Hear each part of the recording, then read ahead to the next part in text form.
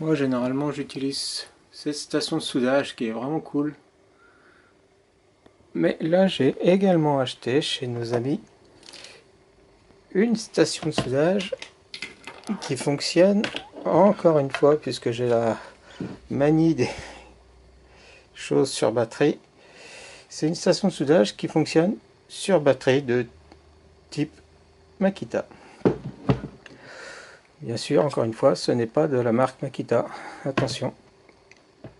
Donc ça se règle en température apparemment. Il y a un connecteur. Et puis surtout, c'est pas cher non plus, puisque où est mon curseur? Voilà. Puisque ça coûte moins de 14 balles. Alors, c'est fourni dans un carton. Il y a deux éponges qui sont fournies. L'éponge avant d'être mouillée, l'éponge après qu'elle a été mouillée. Ça fonctionne uniquement quand elle est mouillée, hein. Sinon vous la cramez. Ça sert à nettoyer la panne lorsque vous voulez faire de la soudure. Le cordon est souple, c'est bien, c'est léger, il y a du caoutchouc pour tenir. Donc on va tester ça. Et donc on va tester ce fer à souder. Alors c'est pas vraiment le fer à souder le plus adapté à ça, on voit la panne est un peu épaisse, mais on va voir ce qu'on peut en tirer.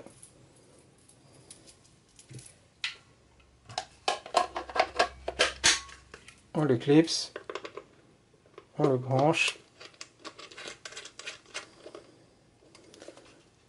on l'allume, et puis on va régler la consigne à 300 degrés. C'est pas mal généralement. Et puis on évite de toucher la partie métallique.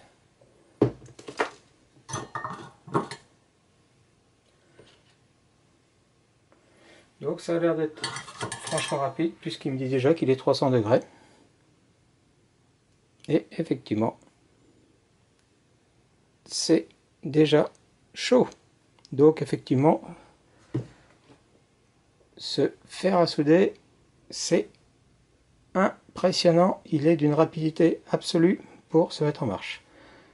Je vais même du coup descendre à 260 degrés, c'est peut-être suffisant. Et pour le moment, je le range dans son support.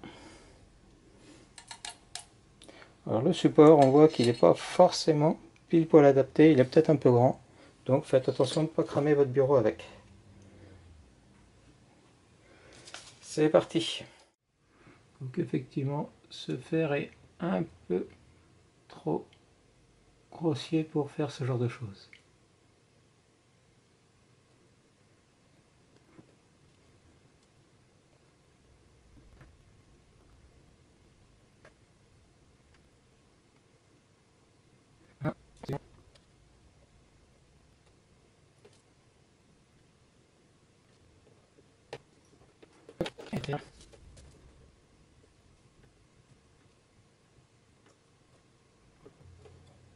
Voilà.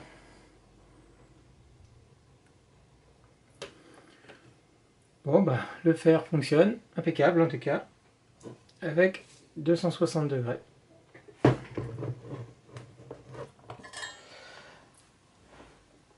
Alors, ce fer à souder fonctionne bien, il n'y a pas de souci. Là, il est débranché, donc je peux y toucher.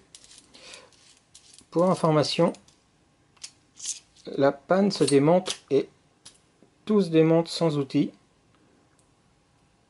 On a la résistance et la sonde température qui sont dans ce truc là. Le seul truc qu'on peut regretter, enfin pour ma part, puisque ça va plutôt être de l'électronique, c'est que la panne soit vraiment grosse. Moi j'utilise plutôt des fers à souder qui ont cette taille de panne par exemple. Après, pour faire de l'électricité auto, ce qui va plutôt être pour ça que je l'ai acheté, souder des fils, réparer des trucs un peu plus costauds, et ben ce sera très bien.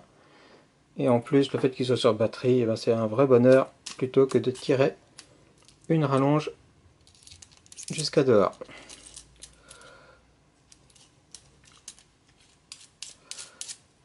comme je l'ai déjà dit, la vitesse de chauffe est impressionnante. Comme on voit, ça chauffe vraiment très vite. Le fait que ce soit sur une batterie, ah bah, ça fait quand même un ensemble très léger. Voilà, ça y est, on est à la consigne. Si je veux une consigne plus forte, il n'y a pas de souci, ça monte jusqu'à plus de 400 degrés.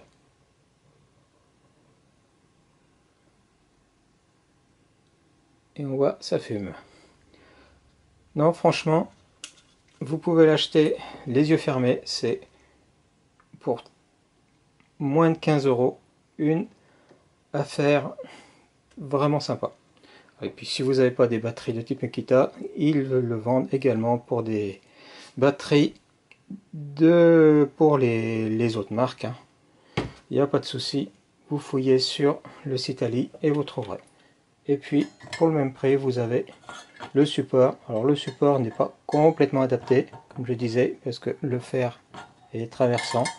Donc il faut juste faire attention à bien poser plutôt de cette façon. C'est-à-dire avant que la gaine en plastique aille dans la spirale, comme ça au moins c'est bloqué.